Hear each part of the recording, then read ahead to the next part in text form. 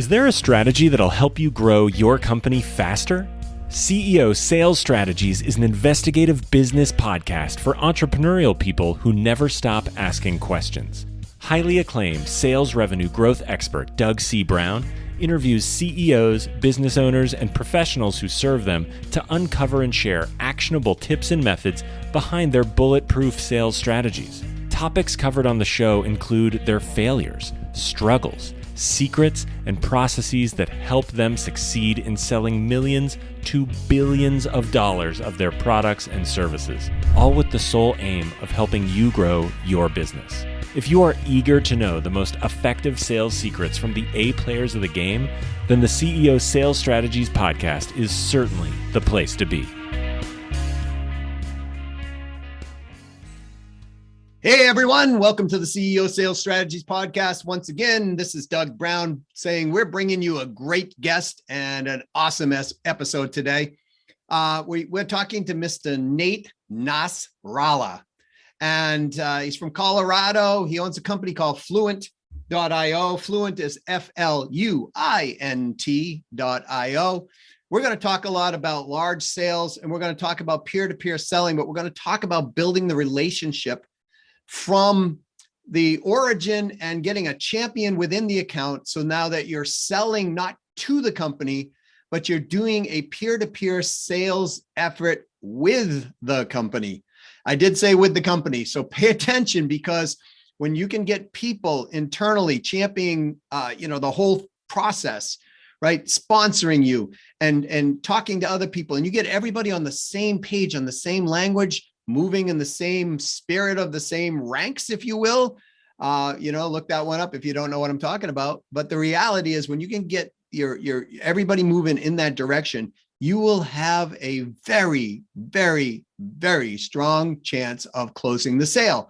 Now, one thing to note, it's not just on enterprise size accounts. It could be on mid-size. It could be on size accounts that are, just normal every day. The more you can get the buying team, the people you're selling to, working with you in a team effort, you will sell more. So pay attention. This guy is really smart. Let's go to the interview right now. Nate, welcome to the CEO Sales Strategies podcast. Thanks for being here. Thanks for having me, Doug. Great to be here. So I'm so excited to have this conversation today, because we're talking about one of my favorite things in the world, which is communications and selling large accounts. So I guess that's two favorite things. And you guys are got it dialed in. So this is really cool. And you've actually built a software for service, on and around this. So everybody listen up. You want to sell larger sales. You want to do it the right way. Nate and I have had conversations in the past. Here we go. So Nate, let's talk about getting a champion inside the organization, right? So because we used to call these executive sponsors, but the same thing. It's like, who inside the organization is actually going to champion this whole thing and carry this for us? Can you speak to that? Like, why is a champion important, for one? So a lot of times when this topic comes up, champion, what you'll hear about the importance or the role of a champion is about information. It gives the sales rep information so the sales rep can do their job in closing the deal. In my view, on the role of a champion, is it actually shifts the sales process from selling to your buyers to selling with them. And the reason why I say that is that if you look at all of the moments that can create or kill deals, oftentimes it's not happening in a sales meeting where the sales rep is in the room. Oftentimes it's in an internal meeting where, one buyer, they go through all the demos, they read the downloads, they go back to their team and they share their view in their words. They're describing the product. They're making a pitch that oftentimes will sound very different from what the sales rep is saying. And so the question is like, how can you align the conversations that are happening internally about you without you? And that's the role of a champion. So we're happy to dig in more, but that's kind of the key thing that I have found throughout my experience selling that is often different from when people just talk about the role of a champion. It's like, well, let me get me information, show me what I need to do so that I am pushing the sale forward on my own. And it's actually a team effort when you're selling with a champion. Yeah, but what a lot of people like, let's talk about what a large sale really is. Because sometimes people are like, well, large sales, that's $10,000. And for some people, that's a large sale. we're not talking about those type of large sales. We're talking about really large, big, multi-complex type sales, correct? That's right. And what I would say is, like, when you talk about a complex sell, everybody thinks that the job they're doing is complex. And there's level of truth to that, no doubt. But generally, there's a correlation between, as the contract size increases, the number of contacts involved in the sale increases as well. And so creating alignment between all of those different players inside of the buying process, that's tricky. And that's where the complexity really comes in. So what I refer to as peer-to-peer selling, and as I love what you said, because it's very simple. It's right to the point, right? As the deal size grows and as the complexity of the size grows, other people other than the person that maybe you're used to talking to are going to come into the situation, and they're going to have decision-making authority based on their own domain. So maybe, for example, human resources would be involved in a decision that if a seller, the person selling, salesperson selling, is not aware of this relationship, human resources could come in and just kill it behind the scenes in a different meeting. That's what I'm hearing. Yeah, that's right. So the way that I would think about it is, picture a Venn diagram with 3 circles. And inside of each circle, you have a different group of contacts involved in the process. So one, you have the decision maker, or in like medic language, the economic buyer, the person who's signing the line because it comes from their budget. Then you have this group of stakeholders, people who can block a deal, like HR, for example, or procurement or legal and so on. And then you have the direct users. And those are the people that are actually going to be in the software, consuming the service day to day. And so where all 3 of those things intersect, there's your champion, alignment between all those different groups. But to your point, let's say you have, the decision maker or the economic buyer excited about the impact that you can have. And then you have the stakeholders, HR, they're like, yeah, this looks great, we'll sign off on it. But you don't have the direct users bought in. Probably that could be where a competitor comes in. They know the problem, they're looking for a solution, but somebody else comes in and takes the deal. Or you have budget and you have the direct users. They're both excited, willing to sign off, but then you have a blocker in the deal, like HR, somebody else who's not letting the deal go through. So I'll tie those 2 threads together. To your point, in peer-to-peer selling, there are a lot of different roles in the buying side. It should be a call for the seller to introduce members of their team who can speak directly to each of those different needs and roles. And where the champion comes in, and why selling with them as opposed to them is so key, is because they're the glue between all of those different circles. Sounds like you've done this a few times, Nate. Like, yeah. I draw a lot of graphs as well. So I generally think very visually. But a guy like yourself, I mean, here's the thing. You built the software. We'll talk about the software in a bit. But this came out of experience. It just wasn't like one day you were like, hey, I think I'll build this software. Yeah. This came out of something that you were experiencing because you were selling on very high levels for multiples of years. So you mind sharing a little bit about your background so people are going, well, hey, what's this guy really know? Because sometimes. Yeah, right on. So I'm a career B2B sales. Sometimes it's building the products as a founder. Sometimes it's building teams to go sell. Stood up an enterprise team from scratch. And along the way, it was always the same problem. It was like, what are they saying about this deal when we're not in the room? Like, how do we control the message and the narrative during internal meetings that sales reps aren't part of, whether it was me working on the deal directly or a member of our team?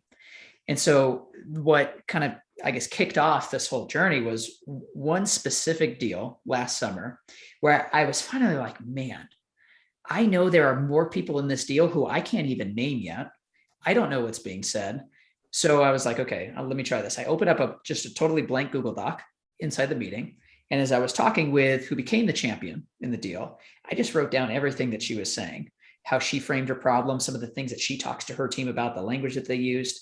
And then toward the end of the call, I opened up the doc, and her name was Christina. I said, Christina, so you're going to go back, share our conversation with your team. And I think this is the message that you're trying to communicate. Like, is this, kind of like along the lines of what you're looking for? She was like, oh my gosh, this is perfect, because I always have to create an internal brief. We use Google Docs internally to have my team weigh in, share questions, feedback, and that's how we progress new projects. I was like, oh, perfect. She's like, here's 3 emails. Can you add them into this doc? And then we took her brand, kind of formatted it to look like an internal brief. And then the next morning I woke up and I saw 3 names, people that I didn't know would be looking at the deal, all sharing comments and questions. One of them was on privacy and data security. I was like, oh, Christina, we didn't talk about this. And I could follow up, give her what she needed. And it was this moment of like, oh my gosh, I'm not, and I've used this phrase a couple of times. I'm no longer selling to Christina. I'm selling with her. Like we're selling as a team, and I'm enabling her to champion a message that I've helped shape, we've worked on together. And that was like, okay, I need to go deeper in figuring out, can we do this for every deal? It turned out to be the largest deal in company history. Can I do this for every deal? Will this process work? And then that's what kicked off taking that process to other B2B teams to turn it into a product. So that's the origin story. So born out of pain. That's a, that's usually how great products are, and services are actually, the evolution of them, right? It's like somebody's got some problem or thing and it's frustrating the heck out of them. And then they figure out, well, geez, everybody else has this issue as well. So exactly. I love what you said. It was team feedback, because a lot of people selling, they don't realize that this isn't just on super high end sales. Mm-hmm.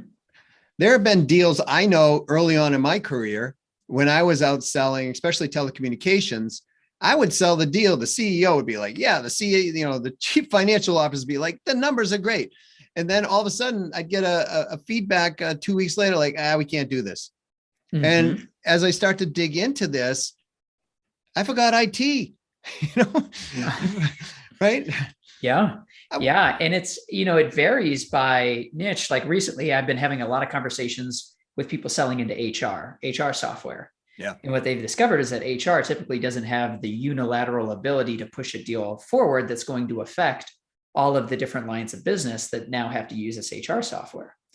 And so you have to sell through the HR team to get to all of the lines of business and ultimately finance. Right. And that's the case, even if it's a $15,000, $20,000 purchase, which on the grand scheme of things, that would fall into the upper end of small business or a mid-market deal size. Certainly not an enterprise level contract. However, the level of complexity and the number of contacts still exist inside that context. I agree 100%. And the people, those of you who listen, by the way, I'm going to try to pronounce Nate's last name because I keep messing it up. So we're talking to Nate Nasralla.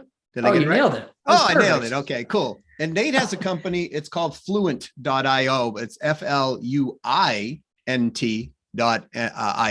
I'm going to ask you all to check it out. It's a really cool service here because it allows us to take deals and get information for people to partner up with them. And I always talk, Nate, about win-win selling, right? Because I wish I had come up with that title originally. I did title one of my books that, but I certainly wasn't the originator of win-win selling. But really what you're talking about is win-win selling. Good for them, good for us. And we're helping champion the process and giving the champion who wants the deal to go through internally, but will run up against certain roadblocks, whether they're professional ROI roadblocks or they're personal ROI roadblocks. It's kind of like politics in some ways, right? They want to get a bill through or whatever they're working at. Now, not as nasty as probably politics, but the reality is that what you're talking about is human to human communication for an outcome that everybody benefits out of. But if we don't have that communication, then we as the selling channel have dropped the ball. I totally agree. And I love the phrase win-win. In my view on it is it's not only a win-win in the purchase and the outcome, but in the process to get there. And one of the most fascinating pieces about the research that went into the product design was talking with buyers to figure out what's going on outside of sales meetings during, well, for the seller, it's the sales process. For the buyer, it's the buying process. What are you doing in order to your point, push the deal through? And it came down to one of two things. One, they would just wing it. When they would go into a meeting, let's say it's the marketing manager who's going to go to the VP of marketing or the CMO, and they would just kind of verbally talk through their case for this purchase, why there's a need, so on. Or second, they would talk about this treasure hunt.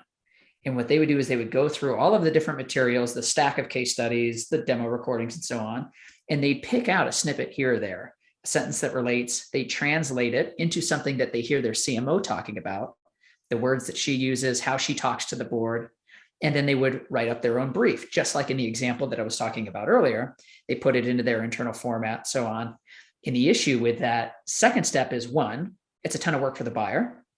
And two, it leaves all of the control over that narrative and the message in their hands, as opposed to allowing the sales rep some level of influence. Because they're selling their product all the time. There are things that they can contribute.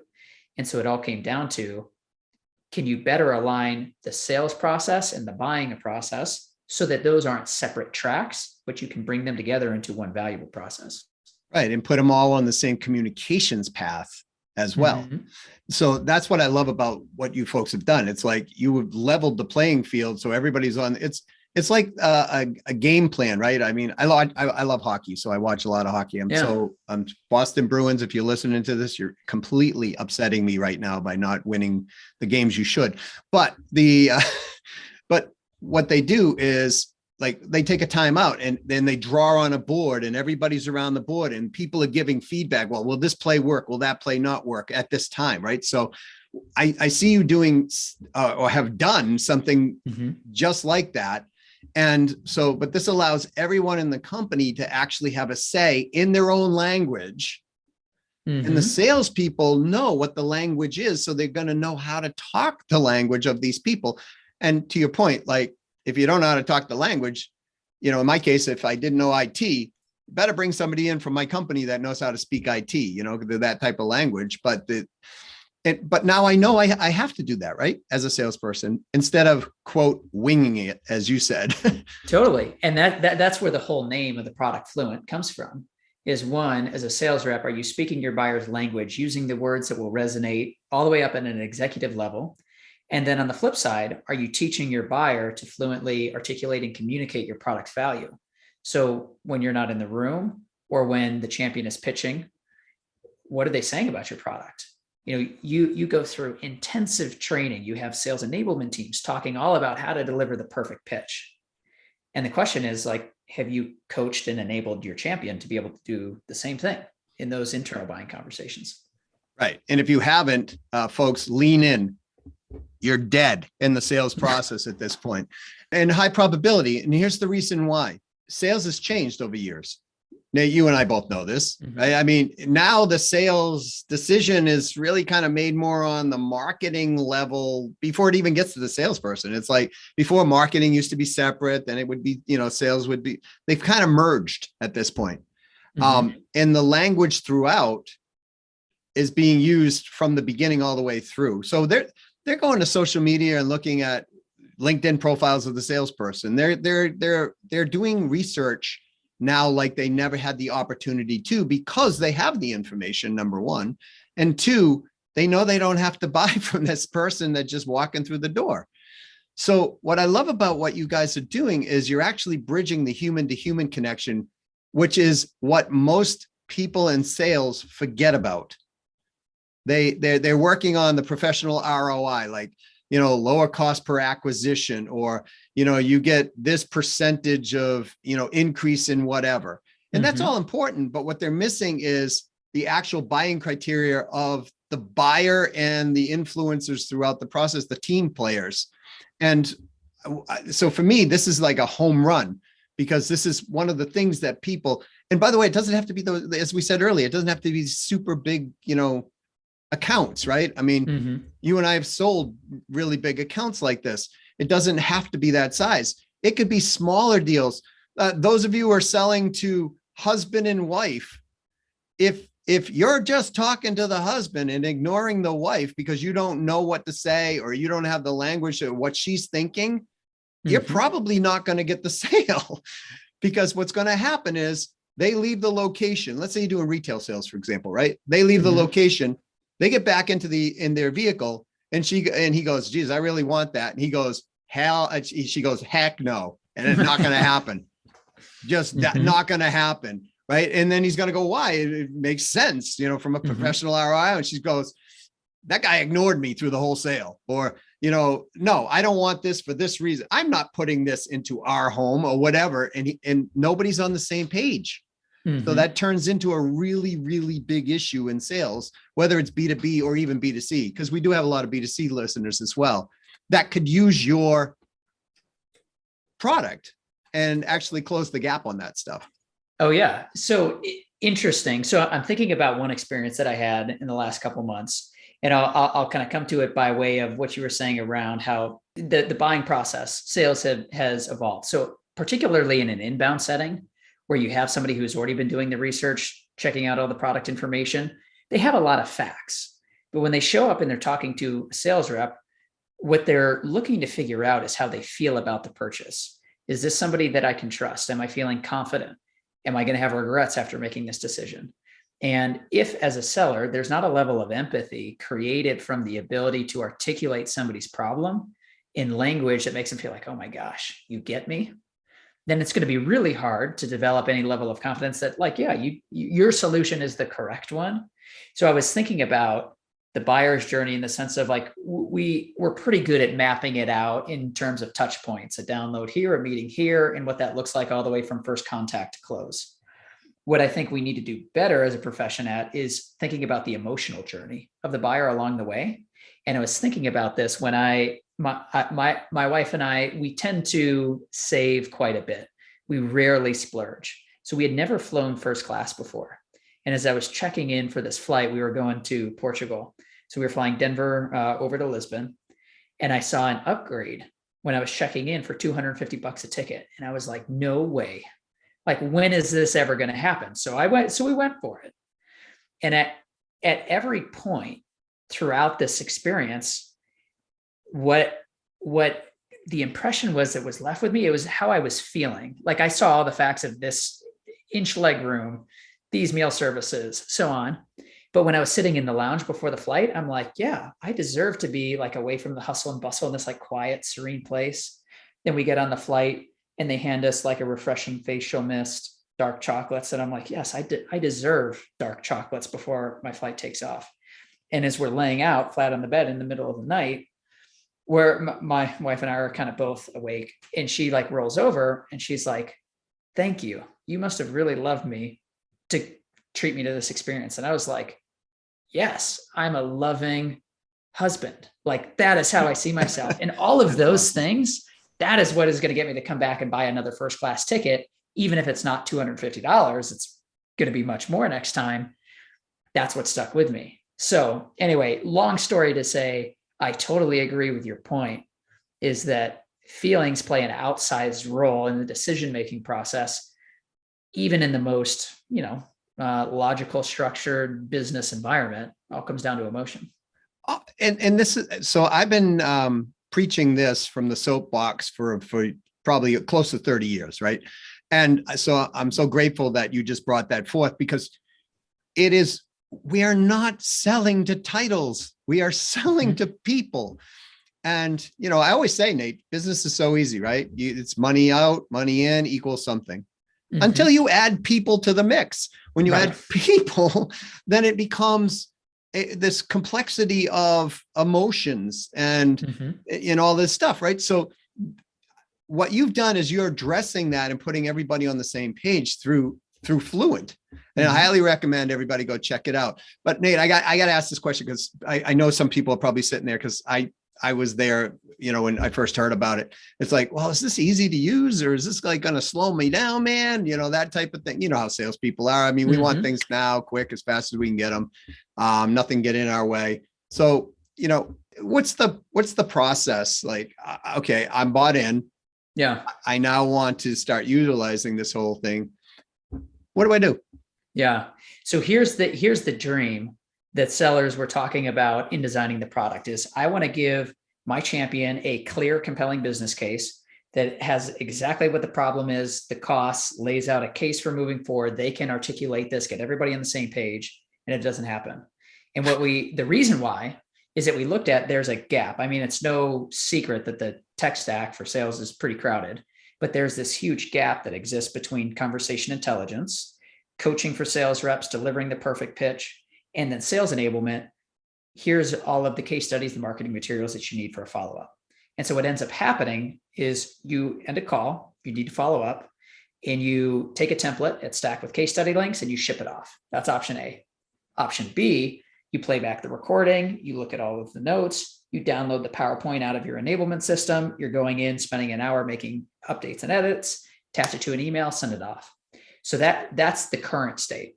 What Fluent moves you toward is during a conversation, Fluent is writing out exactly what your buyer is saying and highlighting key phrases and key points that you can save. And after the call, you can drag and drop those points, kind of like Mad Libs. If you ever played that, had kids that played that, drag and drop it into the framework that has that message and that business case already built out for the champion. You can align different pieces of your product designs alongside their own words about the problem, and then add the champion and the whole buying team into that workspace to collaborate on edits, updates, questions. So it becomes the center of deal activity going forward. So it moves you past that first template. Well, I hope they like this. Let me just kick it off and get it off my plate. But without all of the time spent to create a message that the champion's actually proud to share with the rest of the buying team. And what's so cool about it is it's the buying team language. Mm-hmm. So they're going to get this feeling like, you know me, man. Right. It's like what your wife just said to you on the plane. Like, you must have really loved me in order to go through this effort to get us to this place.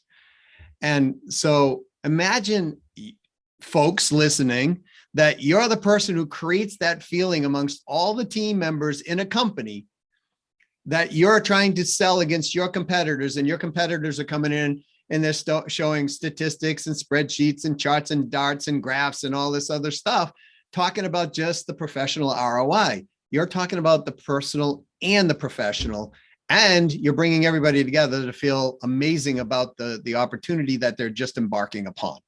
That's what I get out of your software when I took a look. Yeah, it's right on. I mean, we gravitate toward the people who speak like us. Like, if in our first conversation, I talked to you about how I'm a huge fan of win-win selling, and I didn't know anything about you, but I used that phrase, you'd be like, oh, this is my kind of guy. He Absolutely understands the world that I come from. Yep. And we all rather buy from a friend. Mm-hmm. And there's nothing more that brings people together than common language and understanding of each other. So I really appreciate. Nate, let's do a call to action. How do people get some exposure to either yourself, if you want that, or certainly to Fluent? Yeah, best place to check out is fluint.io, fluint.io. You can see more about the product, but also check out the blog. We do a ton of writing there. And if you want to connect on LinkedIn, happy to connect with any and everybody, Nate Nasralla on LinkedIn as well. So we'll put all this in the show notes for you folks, so you can actually, just point and click.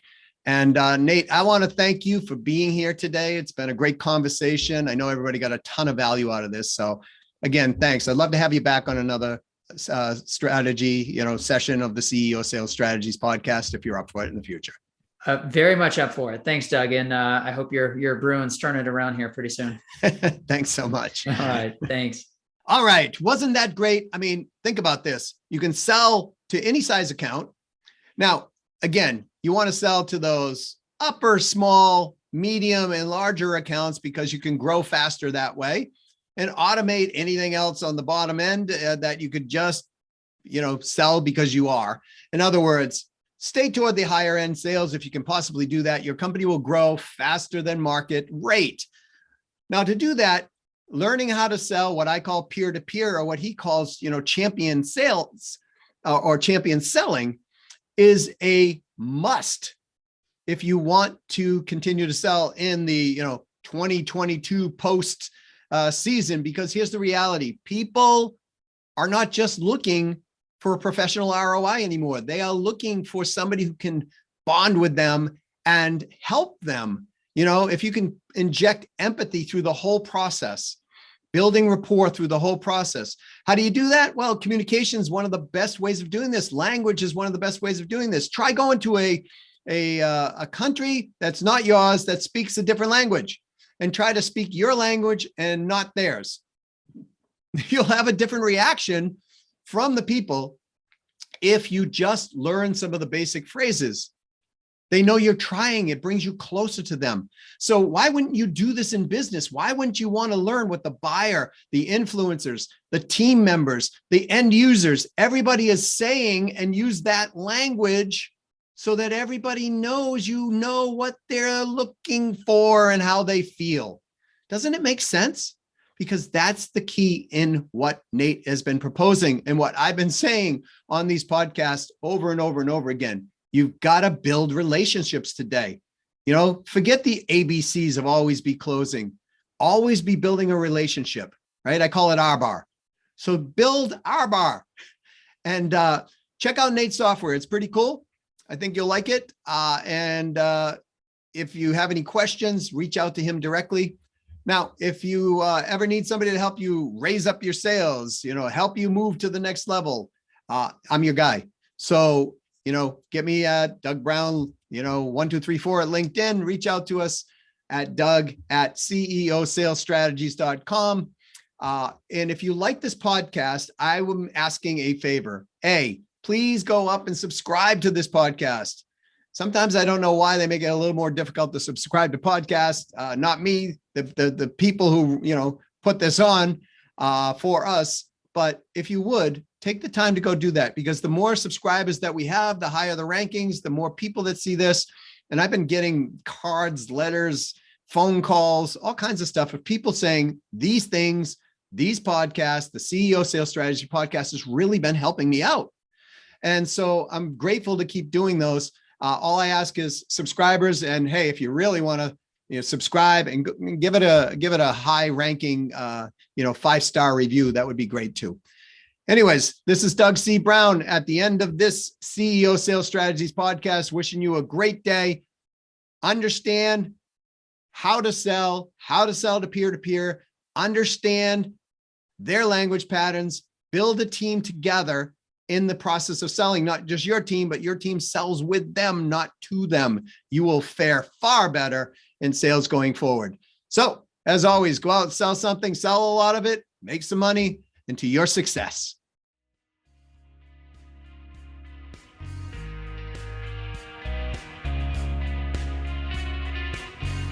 Thank you for listening to another episode of the CEO Sales Strategies Podcast. What is something that you learned that you could act on today? Don't forget to schedule it now, or it may never get forward momentum.